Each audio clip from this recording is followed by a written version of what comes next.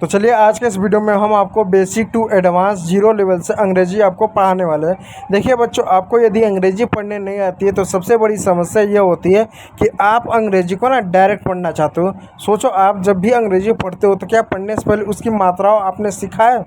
नहीं, आपको मात्राओं का ज्ञान नहीं है, मात्राओं के नियम की जानकारी नहीं है और आप डायरेक्ट पढ़ना चाहते हो। कुछ बच्चे क्या करते हैं, अंग्रेजी के 2 4 6 शब्द रट लेते हैं और उसी के आधार पर पढ़ने की कोशिश करते हैं। उससे अंग्रेजी आपको ना पढ़ने नहीं आएगी, उल्टा आपका अंग्रेजी और बेकार होगा। इसलिए आज के इस वीडियो में हम जो है आपको बेसिक टू एडवांस यानी मात्राओं के साथ एक छोटे बच्चों की तरह आपको अंग्रेजी पढ़ना सिखाएंगे। जैसे एक छोटा बच्चा होता है, उसको कुछ नहीं आता है तो सब एकदम जीरो से सिखाते हैं ना, तो आपको जीरो से सिखाएंगे। इसलिए इस वीडियो पर जो तरीके बताए गए उन पर आप लाइक कीजिएगा, काम कीजिएगा और चैनल पर नया है तो सब्सक्राइब जरूर कीजिएगा। तो चलिए क्लास को स्टार्ट करते हैं। Let start the video. चलिए क्लास को स्टार्ट। और आज के इस वीडियो में हम जो है अंग्रेजी पढ़ना सीखने वाले हैं कि अंग्रेजी को कैसे पढ़ा जाता है।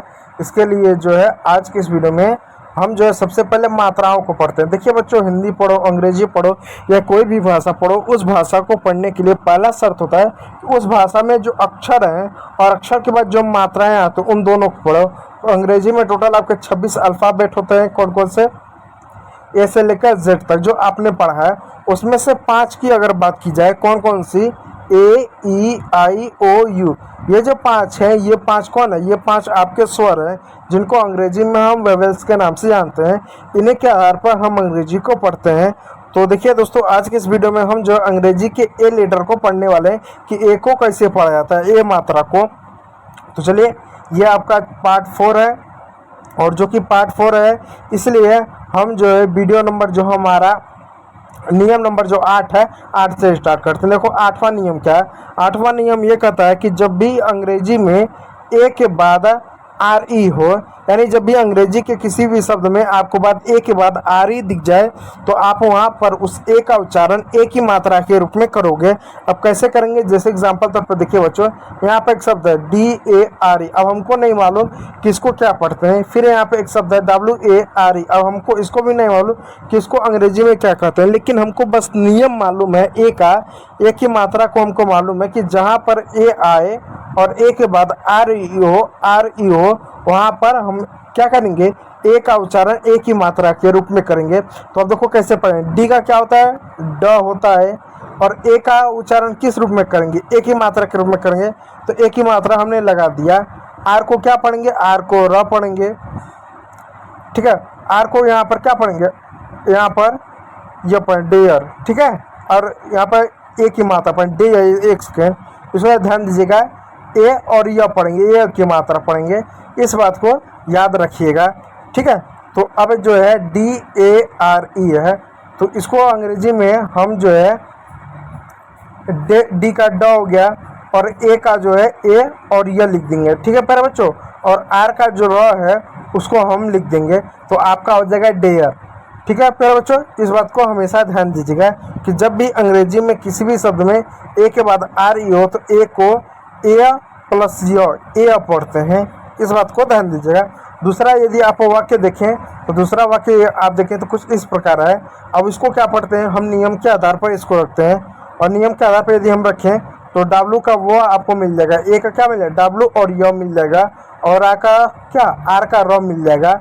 आपका हो जाएगा वे। अब आपके मन में सवाल आया कि इस ई का क्या हुआ? देखिए दोस्तों, अंग्रेजी में एक नियम है कि जब भी किसी भी शब्द के अंत में यानी लास्ट में ई आता है तो ई को नहीं पढ़ा जाता, ई हमेशा साइलेंट होता है।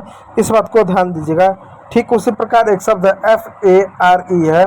ठीक है, इस बात को ध्यान दीजिएगा।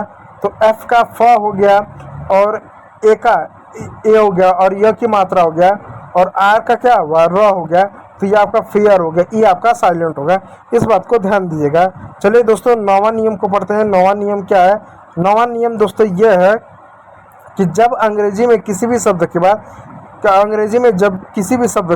ए आई के बाद आर आए, या अंग्रेजी में जब भी ए के बाद आपका आई आर देखने को मिले, तो आप हमेशा उस आई आर को किस रूप में पढ़ेंगे? आप उस आई आर को हमेशा ए की मात्रा के रूप में पढ़ेंगे, ए की मात्रा के रूप में पढ़ेंगे।